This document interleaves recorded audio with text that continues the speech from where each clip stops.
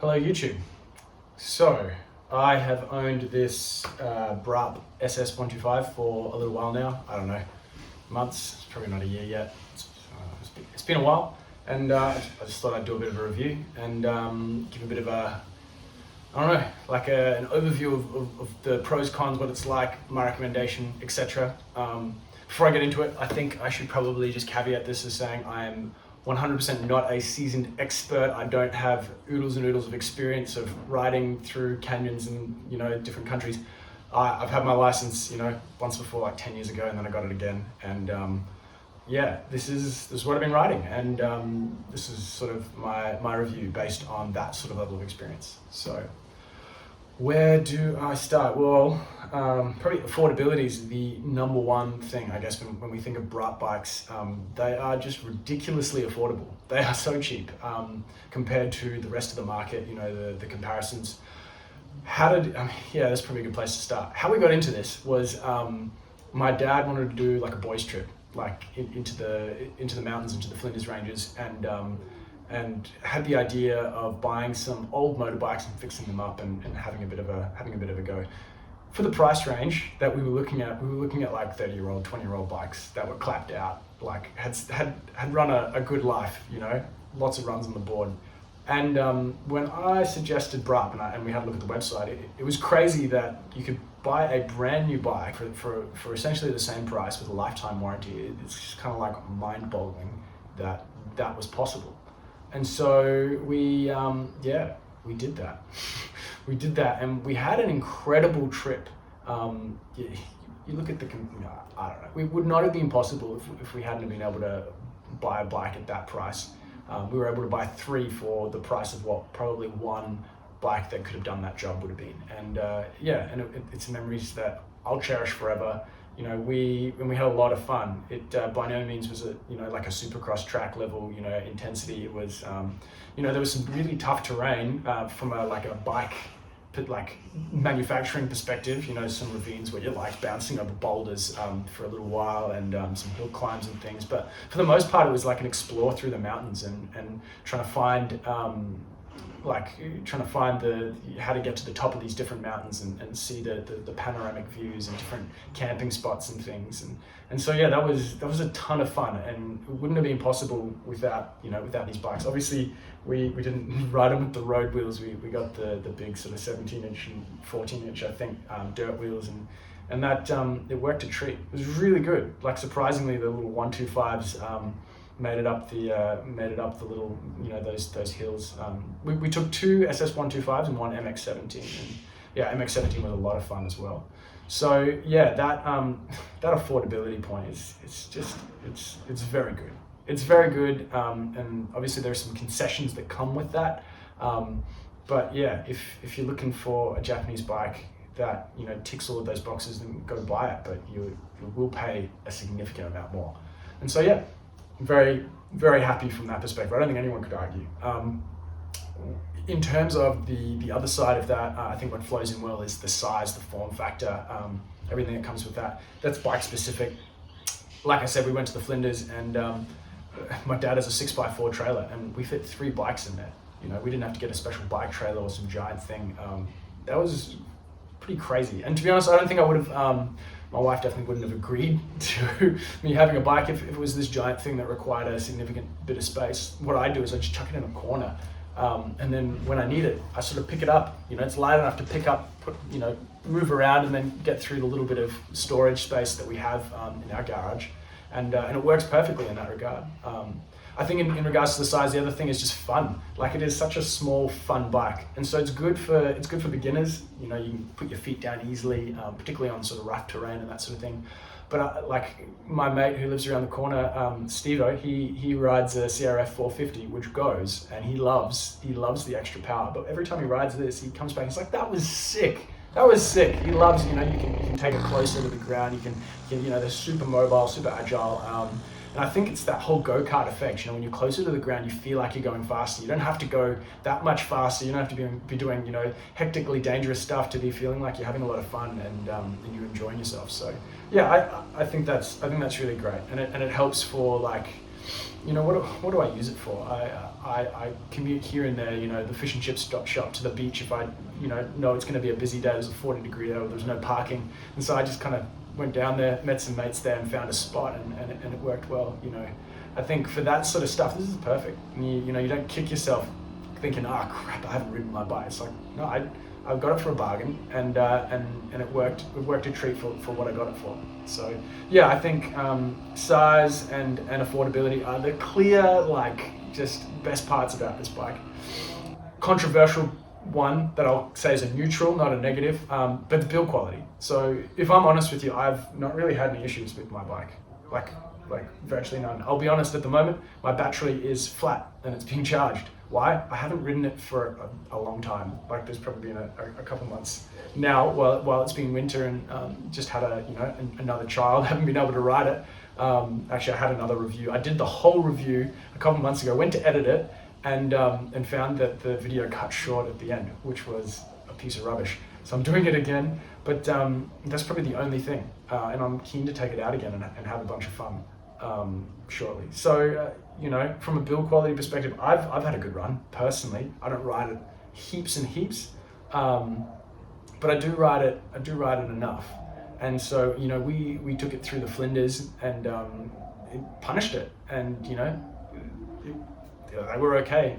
My brother had a couple little issues with his, but nothing that was we couldn't fix, bush mechanic style, and that was part of the fun. That was part of the magic, if I'm honest. That's one of the things I love. It may not be everything's perfect, but you smash the bike, and then there's some niggles, but you learn how to fix it. Me personally, that's what I love. That was part of the experience that I wanted with my dad, with my brother, and I've been able to learn stuff with my mate Steve. We've fiddled around, we've had a lot of fun, and so there were a couple little niggles, and to be honest, I know that Braaap have been really good on that. I think I've seen online, it's unfortunate, some people knocking them on, they're like, oh, I tried content, I think that's rubbish. They were very quick with me. My understanding is you raise a ticket. I think on Mondays worse, but you raise a ticket, a couple hours later they give you a call, they sort you out. We were fiddling around with the back brake, I think it was fine, it was probably fine. He was saying, it doesn't come on hard enough. It got better, but they just sent us out a brand new one. It was great, it worked well. I know there was something, probably pressed start a million times or something, and he's like, oh, it's not starting, the battery's flat. It wasn't the battery, the solenoid went, and so it's like, oh, we'll just send you out a new solenoid. And so he's had those, few little things. I haven't had anything, but the service is really good. The lifetime warranty, the fact that they're like, oh, cool, let me help you out. Let's have a discussion about it. I think is really good. The fact that you can't get a hold of them immediately hits that whole instant gratification thing of this generation, and I think people get frustrated, but calm your farm and just raise a ticket. It's pretty simple as far. It's my experience. Again, be free, you can disagree. But yeah, I think from a build quality perspective, if you wanted a Jap bike with apparently no niggles, then sure, pay 3 times the price. But I didn't, and this has been good. The alternative is, like I said, 20, 30-year-old clapped out bike. Do you think you're gonna have less issues? No, you're not. And that was part of the deal. We signed up for that deal at the start, and that's probably why we've had such a good experience. So that is build quality. What were the other things? Power. Okay, yeah, it lacks power. It is a great beginner bike. The 125, you can basically drop the clutch, you won't flip off it. That was really good. My brother hadn't done much riding at all, and so he jumped on it, and he was actually confident from the get-go, which was really good for him. You feel confident for little commutes around. Like I said, doing. I'm going to take it fishing, and I went down to the boat ramp, went fishing, and it works perfectly for that. However, we have done more than that, and so the hill climbs and this sort of stuff. Oh, that was the other thing. We definitely took it to Port Gawler motocross track where there's the big enduro loop and some supercross and stuff. We didn't smash it, but we had a lot of fun. We punished it. Would it have been more fun with a bit more power? Yeah, absolutely. When we occasionally do trips and rides up into the hills, and there are sketchy moments where you're going up a hill, it's 80, and there are cars behind you, and on the 125 you're really struggling, and it's I'm definitely not going 80 up this hill, and dudes are right behind you, they're getting frustrated, and that's a little, it gets a little dangerous. So if you're going to do that sort of thing, there is a simple fix though. that we found, and that is to upgrade the engine to a 190 or a 212 or whatever Braaap sell them. And we did that, and it is a ton of fun now. Like, there is plenty of power. I think it gives out a little bit more than the 190 would suggest. I can't remember, was it 18 horsepower or something? But it's a ton of fun now. And so it's not like, I mean, I could probably take it on the highway. I'm not going to take it on the highway. I'm not an idiot. It's a little bike. It doesn't seem safe. But, you know, on those sort of windy roads in the hills where you're hitting 80 up hills and stuff, this thing creams. Like, it makes it happen. It's really good. And so this has been a ton of fun. And we had a ton of fun swapping the engines out as well. Hopefully we will post a video of that. Well, I will. Me and my mate Steve and Josh helped a little bit. So yeah, there'll be footage of all of us. But yeah, hopefully I'll post that video at some stage and just show you, like, we're not experts, we just figured it out, and you can see the sort of the issues that we came across, how not to make those mistakes, and how, you know, if you want it. So I think it was worthwhile. Was the bike broken or wrong or whatever beforehand? No, like, it was perfect, fit for purpose. But it's just a bit more fun, and you know, allows us to do a bit more with it. So yeah, I'm keen to get it out in the dirt again and see what the 190 does. And how much more fun that is. What are other small cons? The mirrors, they're rubbish, like, honestly, but most motorcycle mirrors are rubbish. I probably need to get some of those Enduro, those round ones that sort of flip in and have fun with. The seat, oh man, the last 3 hour ride we did into the hills, my backside just hurt something chronic. It was ferocious. Coming back, on the way back, I was standing almost the whole time just because it was not good. It was not good, but like, this isn't a long trip bike, and I'm sure there are things I can do if I was going to do more of that. Like, I don't know, get special padding for the seat, or maybe I just get some more junk in the trunk and some extra padding for myself. I'm maybe lacking in that department, I don't know. But yeah, it definitely wasn't comfortable. So long trips, not ideal. Get a cruiser, get something else, honestly, or I don't know, get a softer seat. And I think that's definitely possible. It's within reason. There are solutions. I'm getting around to them. I'm not committed enough. I'm not riding every weekend, particularly in winter where it's mostly rainy, apart from today's beautiful day. So yeah, I guess that's covered almost everything I can think of. It's would I recommend it? 100%. This has been a great bike. It's been a great experience.